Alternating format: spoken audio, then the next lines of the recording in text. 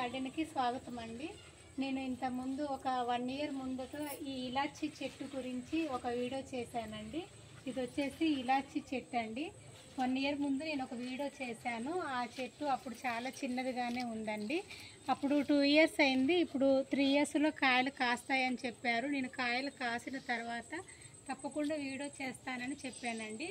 ఇప్పుడు 3 ఇయర్స్లో ఈ కాయలు వచ్చాయండి.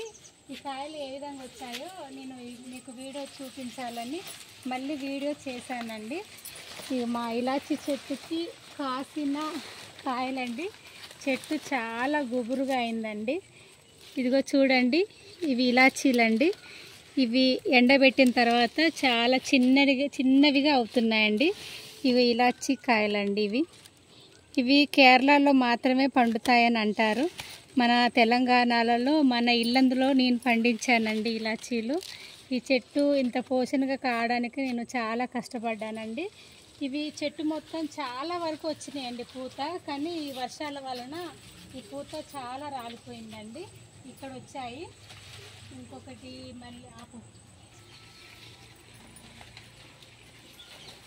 ఇక్కడ కూడా ఒక గెల వేసిందండి. ఇదో రెండో గెల అండి. చూడండి, ఇక్కడ 4 వచ్చాయండి.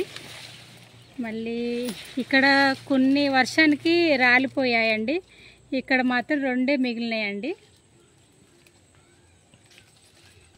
నేను ఇప్పుడు ఇలాచీలు కొన్ని ఒక 1 మంత్ ముందు కూడా వచ్చినాయండి. అవి నేను తీసి డ్రై చేశానండి.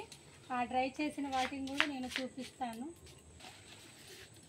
ఇవి నేను తీస్తున్నానండి మీకు చూపించటం కోసం. ఇవి వచ్చేసి ఇలా ఉన్నాయండి.